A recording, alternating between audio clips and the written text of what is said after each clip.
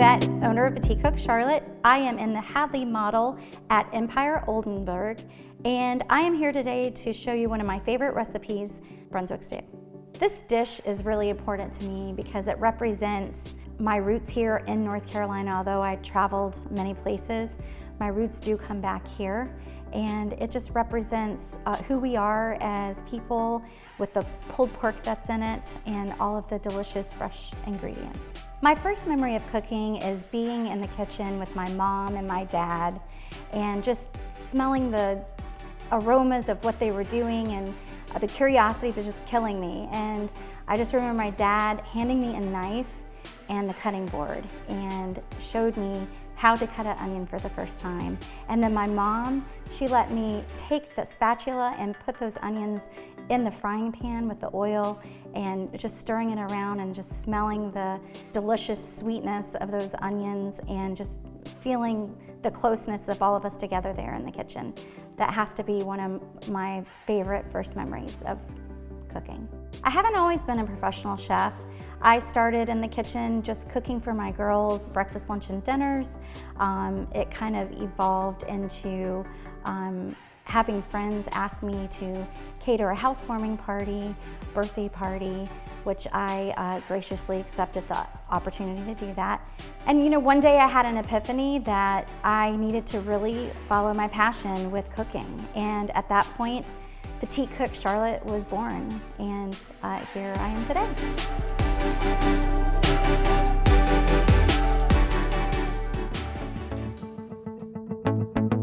All right, so let's get on with making the Brunswick stew. The first step is, of course, the star of the show, which is the barbecue pork. I typically use a country ribs or country rib tips. Today I have country ribs. I'm going to take this barbecue rub. You can use any barbecue rub you want, store-bought if you make your own, and we're just gonna rub down these pieces of pork. And so you want to be generous with it and get the tops of them real well, and then flip them over and get the other side.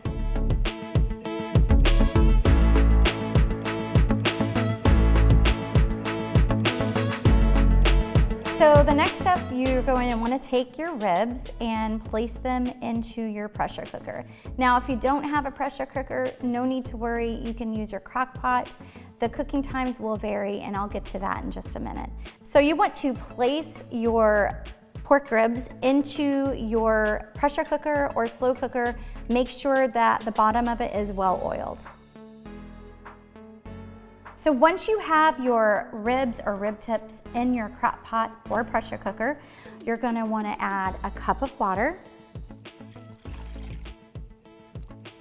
and a 1/4 cup of apple cider vinegar. Here in North Carolina, we love our pork to be fork tender, fall off the bone delicious. And this is what the apple cider vinegar and the rub and cooking it slow in your crock pot or in your pressure cooker is going to do for that pork. So if you have the pressure cooker, then you're ready to rock and roll. You're going to cook it for 45 minutes and then do a slow release at the end. If you have a crock pot, you're going to cook it on low for 8 hours if you have the time and it's in the morning. But if you need to do a quick cook on it, you're going to want to cook it on high for about 4 hours. So while your pork is cooking, we're gonna start preparing what I call the next pot. And that is your vegetables and all of the seasonings and other ingredients that we need for the stew itself. I'm gonna cut 3 russet potatoes. I've already peeled them, and I'm just gonna cut them, and you're gonna want to dice them very tiny. So just, you know, dice your potatoes in very tiny little cubes, like about like that, and because we want them to cook for no longer than 30 to 40 minutes once we get the pork done. Okay, so now we're all prepped and ready to take this stew to the next level. But while we're waiting for our pork to finish, we're gonna get started on the cornbread. A Brunswick stew meal won't be complete until you make your cornbread. Today I'm going to be showing you how to make a very simple and delicious cornbread. Here I have 2 cups of self-rising cornmeal. And then here we've got a cup of cream corn, 2 eggs, a half a stick of butter. We're going to be using a tablespoon of sugar, a cup of buttermilk, and 2 tablespoons of canola oil.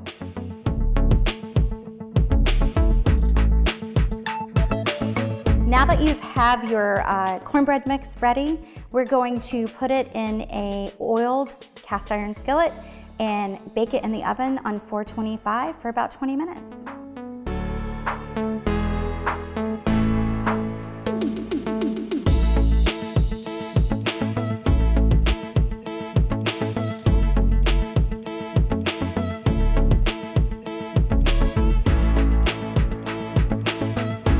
Now it's time to assemble the Brunswick stew. So as we have here the pulled pork, here we have our 3 cut diced up russet potatoes, a 28-ounce can of crushed tomatoes, 10 ounces of super sweet corn. You can get that can, frozen or fresh. Diced onion, 1 large diced onion. You have 12 ounces of diced chopped okra.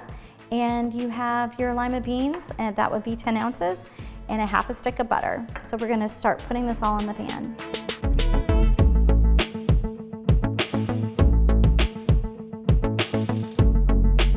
Okay, so now we're ready for the liquid ingredients to go into our stew.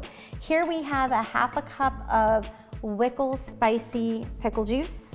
It's sweet, it's spicy, it's gonna give it a nice little kick. So we are going to pour that in there.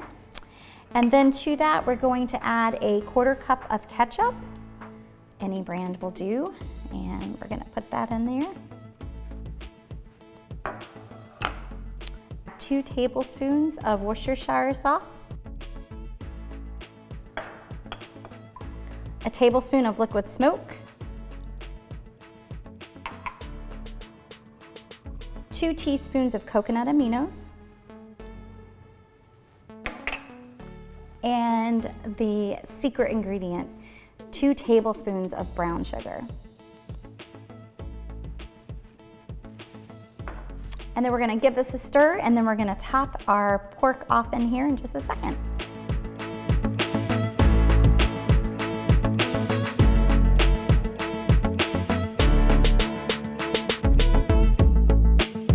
So we're down to the last step, and so what you're gonna do is take about 2 cups of your reserved liquid from the pork pot and put it in your stew.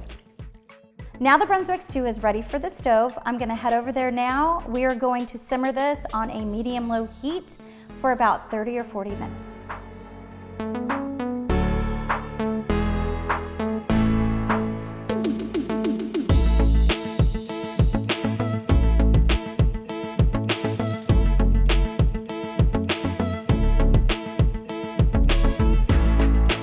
Now our Brunswick stew is finished along with our cornbread, and we're ready to plate.